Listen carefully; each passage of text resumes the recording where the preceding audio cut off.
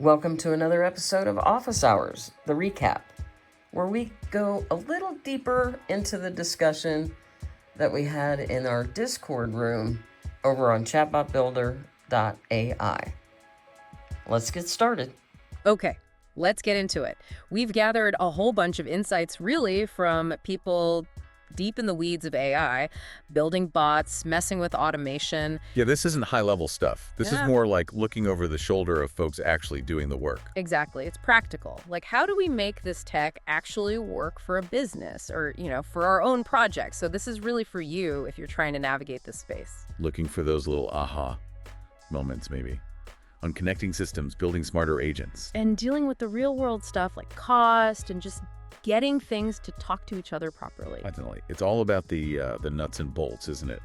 What people building now, what's actually working, and let's be honest, what's causing the headaches? Headaches seem like a good place to start, or maybe the foundations first. A huge theme that came up again and again was getting good with APIs. Absolutely essential. It's almost like table stakes now.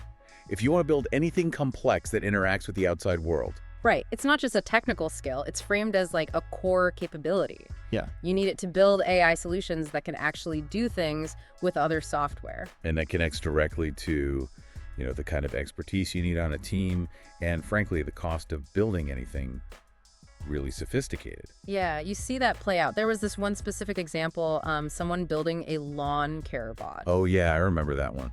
The problem was handling all the different ways people ask for things. Exactly. Like, cut my grass next Tuesday afternoon versus I need mowing and maybe edging sometime this week.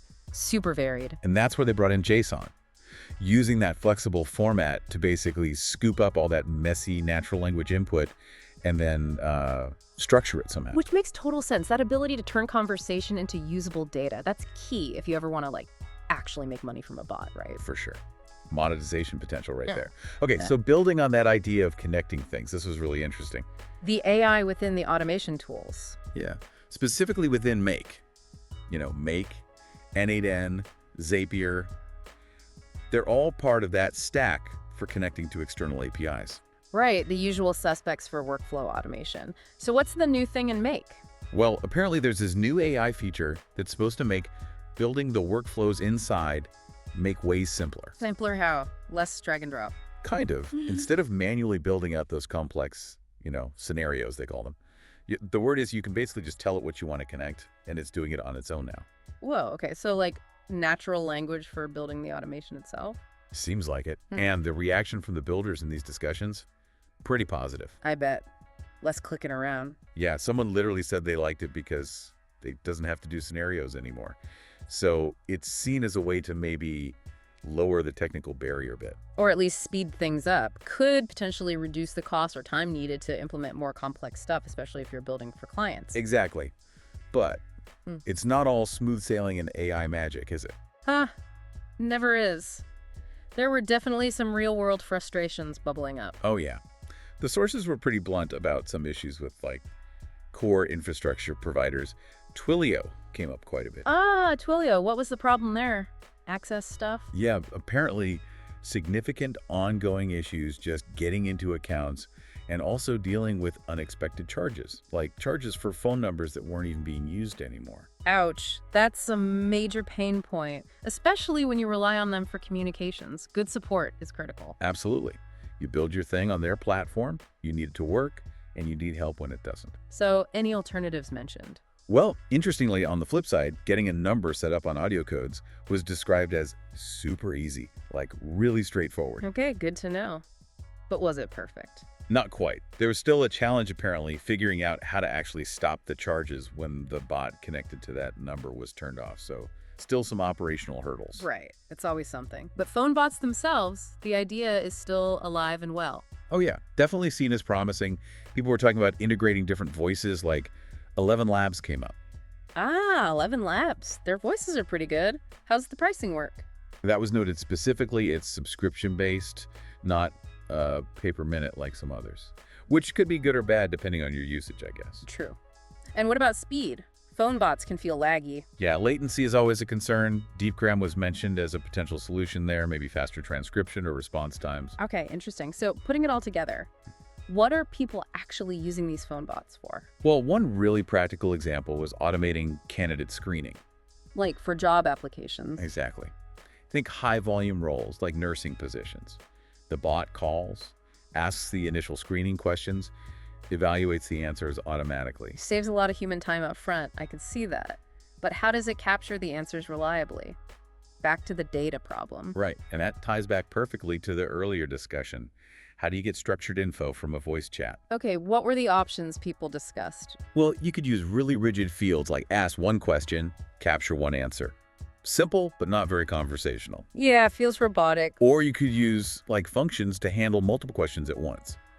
But the risk there is if the user goes off script, says something unexpected, the function might just fail. Riddle. So the third option, tying back to the lawn care bot, use JSON again. Design the interaction so the AI's goal is to capture the intent and all necessary details from the whole conversation. Regardless of the exact flow. Exactly. Capture the whole conversation's meaning, then use the AI to extract the structured data into a JSON object at the end. That sounds much more robust, but potentially harder to set up. Probably requires more careful design and crucially rigorous testing of the prompts. You have to make sure the AI consistently gathers all the required info before it tries to generate that final JSON structure. Testing, testing, testing. And that leads us right back to cost. Always. All this building, experimenting, testing, it costs money, or at least credits. Especially with voice and things like video generation. VO3 was mentioned. Yeah, a video generation tool. Described as expensive, but maybe worth it if you're using it to generate something that directly makes money, like video ads. Right, you need that ROI calculation. If it's just for internal testing, it can burn through credits super fast. Totally. Same with the voice stuff. Yeah. 11 Labs, AudioCodes, Twilio if you're using it. Those minutes or subscriptions add up during testing. So what's the advice from the trenches on managing this? Start cheap, basically. Yeah. Use the free tiers. Claude, Lovable, Higgle, astudio.google. There are quite a few free or nearly free options now. So bounce between them? Yeah, bounce between them, learn the ropes, figure out prompting, understand the capabilities, get a feel for what works before you commit to a paid platform and start burning through actual cash or credits. Smart. Get your practice in on the free stuff. Speaking of prompting, though, is that still the high art it was made out to be a year ago? You know, the feeling is that landscape is shifting really fast. The LLMs themselves are just getting so much better. They're starting to offer suggestions, guide you, even help refine your prompts. So the model helps you prompt it better. Kind of, yeah. It means the barrier to entry for getting decent results is lowering. It's becoming less about knowing the perfect, intricate prompt structure. And more about just knowing what information you actually need. What's the goal? Asking clear questions is becoming more important than like magical incantations in the prompt. That makes sense. Focus on the outcome, not just the input syntax. Okay, what else? Any other interesting AI uses? There was a neat one about using AI for like brainstorming or idea generation, specifically Notebook LM's audio feature. Notebook LM. That's the Google one for notes. How does audio fit in? Apparently, you can get the AI to essentially talk about your notes, read them, discuss them, maybe find connections between different ideas that you might not have spotted yourself. So it's like having an AI research assistant read your stuff back to you and riff on it. Sort of, yeah. Could be a cool way to surface new angles or connections just by having it process and verbalize your own thoughts. Interesting idea. Okay, one last area that came up, content creation tools. Still relevant alongside pure AI. Definitely. Canva, for example, was highlighted. Canva, even with things like Mid-Journey or Stable Diffusion for images. Yeah, because while those AI tools are amazing for generating novel images, Canva offers consistency, branding, templates, that kind of thing. Right, for keeping a consistent look and feel across lots of content. Exactly. And Canva itself is integrating AI features now, though the sources felt its coding or more advanced AI capabilities weren't quite up to par with, dedicated LLMs yet. Yet being the operative word, probably. For sure. That feeling that core AI capabilities like powerful LLMs are just going to get absorbed and become standard features in all sorts of everyday tools, that seemed pretty strong. It's expected. That absorption trend is huge. Makes you think about where the actual value add is going to be. So, okay, let's try and wrap this up. What's the big picture here for you, the listener, if you're a builder, a tech enthusiast, a vibe coder, trying to make sense of this? Well, it seems pretty clear the ground is constantly shifting, right? The value proposition is evolving. Yeah, it feels like it's moving beyond just knowing how to write a basic prompt or connect two apps with Zapier. That's becoming commoditized. Right. The deeper value seems to be shifting towards understanding that underlying architecture, really getting APIs, handling data effectively with things like JSON, understanding the data flow. And also leveraging the AI within platforms like that and make example to simplify the complex stuff, using AI to build the automation, not just be the automation. Yeah, and then there's the whole business side, which came up repeatedly. Managing costs, thinking about monetization, being able to actually justify the expense of these powerful tools by showing real results, real revenue, or real savings. It really demands constant learning, doesn't it? You can't just learn one tool and sit back. You've got to keep adapting. No kidding. Which brings us to maybe a final thought to chew on. Go for it. As these AI capabilities get baked into more and more standard tools, platforms everyone uses, how do we as builders or creators or tech professionals actually differentiate ourselves?